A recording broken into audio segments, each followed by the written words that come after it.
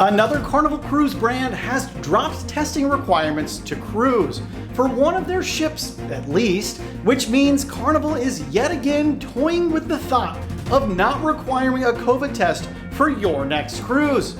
I think this is coming a lot sooner than we all think. Plus, let's touch base on what is being called the Titanic 2.0, which I think is a little bit over-dramatized if you ask me, but we can roll with that. And speaking of rolling with that, let's roll the intro. Dad joke accomplished.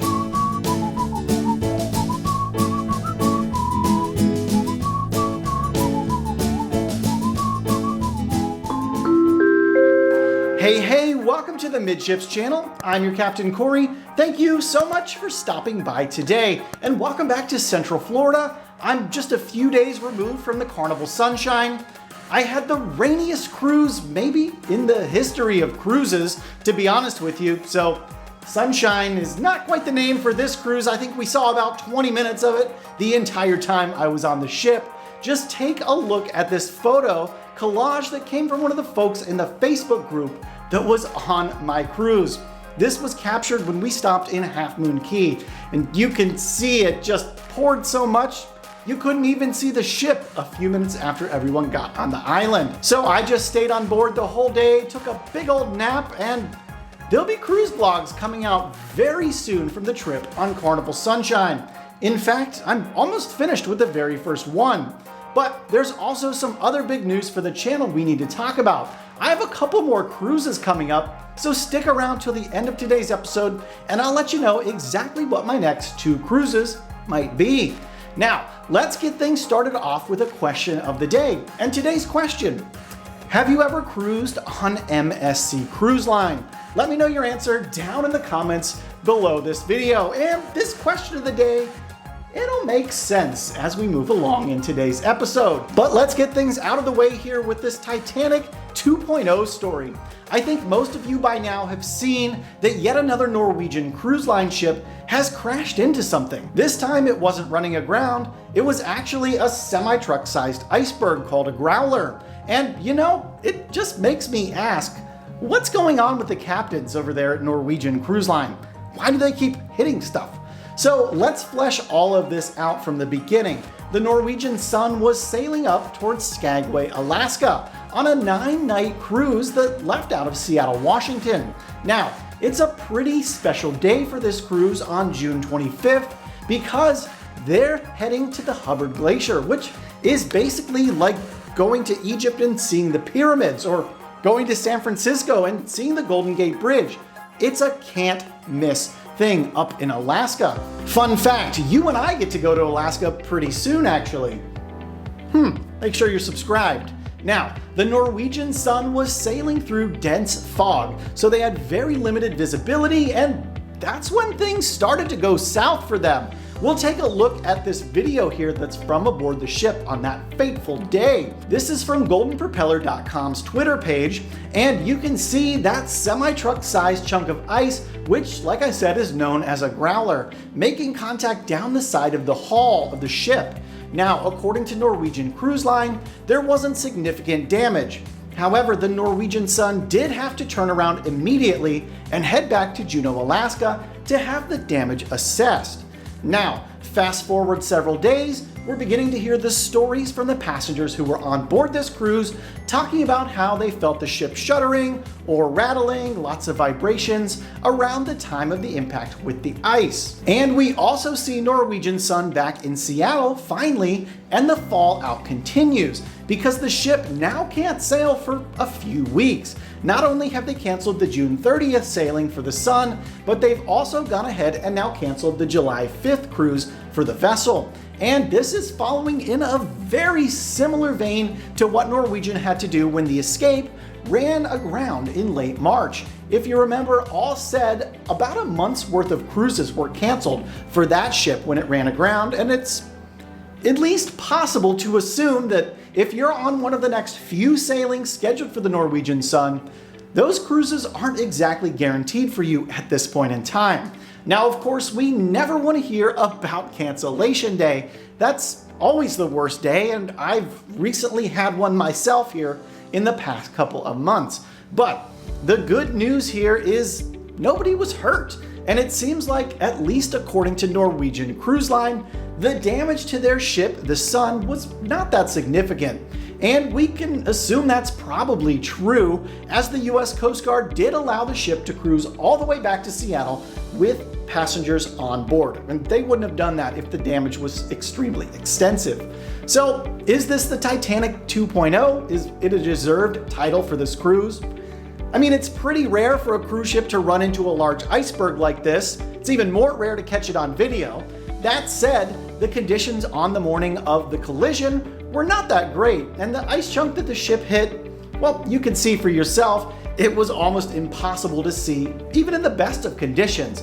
But for everyone that says this is the Titanic 2.0, I think the only similarities are a ship hit an iceberg. Obviously, there's no comparison between the two events other than that, really, but it does make me think that maybe I should design a shirt, not this one, not the I'm on cruise control. No, I should probably design a shirt for my Amazon store that says, "But did we sink?"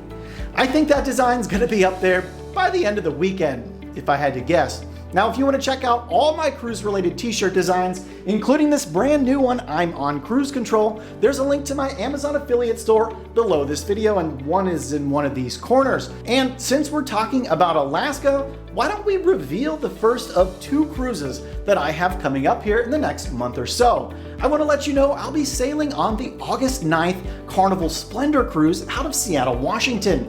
It's a 7-night cruise up into Alaska, and I'll be taking all of you along with me, as I'll be vlogging the entire cruise. I really can't wait for this one. It looks like it's a little bit older ship, maybe a little dated, but you're not there for the ship in Alaska at this point. So seeing as this is my first ever Alaskan cruise, for those of you who are veterans of cruising up in colder weather, why don't you let me know in the comments below some suggestions for things I might want to bring along with me to Alaska. You could also DM me on social media.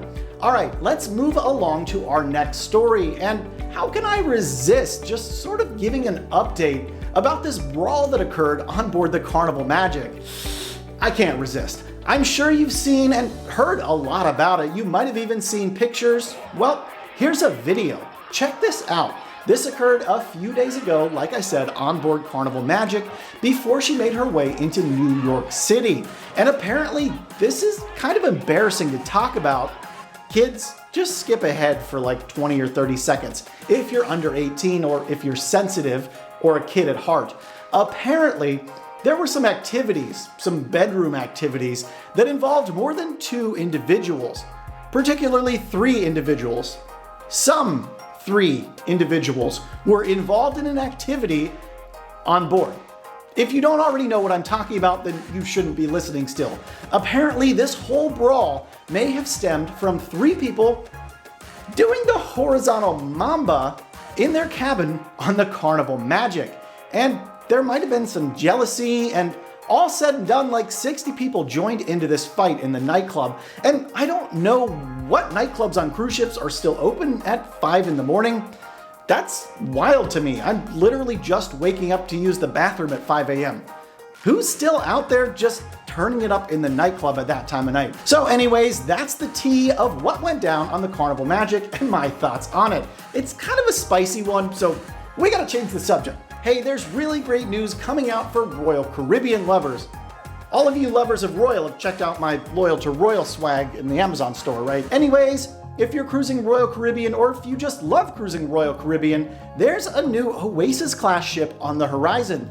And big news has just broken yesterday that the keel for this new ship has officially been laid at the shipyard in France. And if you didn't already know it, this new ship is going to be called Utopia of the Seas.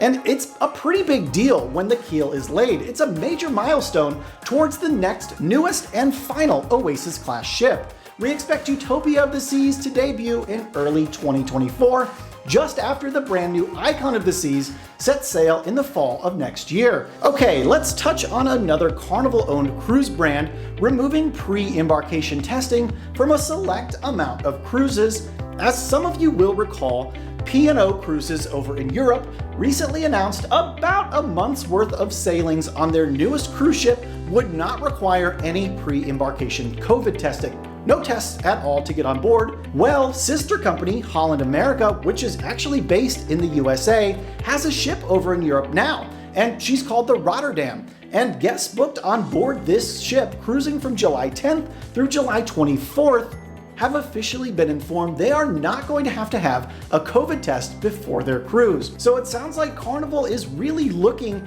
to trial run this and to run it on as many brands and ships as they can, as quickly as they possibly can.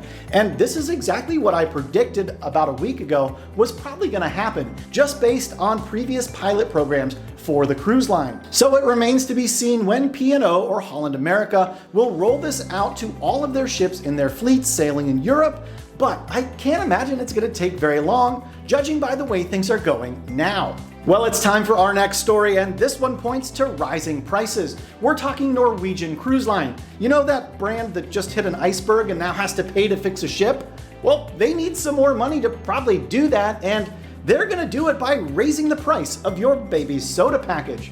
That's right, and it's not even just your baby's soda package because it's everyone's. Norwegian doesn't separate that soda package by age, it's just the endless fountain soda package. And the price for you is going up 20%, from $7.95 a day all the way up to $9.95 a day. Which means on a 7-night cruise, you're now gonna spend $83 instead of $64 for your fizzy sugar drinks. So there you go, that's your cruise news of the day. And hey, I promised I'd let you know about my next 2 cruises. I already told you about Alaska on August 9th aboard Carnival Splendor. Well, I'm actually cruising a lot sooner than that. I'm cruising in less than 2 weeks now. I'll be boarding the MSC Seashore down in Miami on July 16th for a 7-night cruise. We're heading down to Ocho Rios, Jamaica, Grand Cayman, and Cozumel, Mexico, along with making a stop in MSC's amazing private island, Ocean Key Marine Reserve. I can't wait to take all of you along there with me. I'll be doing a sail away live stream from both of these ships. So that's gonna do it for the cruise news of the day. If you made it this far into today's episode, thank you so very much for sticking it out to the very end. And until next time, we'll see ya on the Midships. Hey, everybody, thank you for sticking it through to the end. I want to apologize to you for not having any episodes up for the last few days. Due to the weather on the Carnival Sunshine, there was literally no internet. I think that everybody was on board trying to use what little signal there was. Plus, there was huge, terrible cloud cover. Could not get anything coming or going beyond some basic text websites, let alone several gigabytes of video uploading. Just didn't work out, but we're back here now, and I hope you and your family, if you're celebrating it, have an amazing 4th of July holiday. Thanks for tuning in.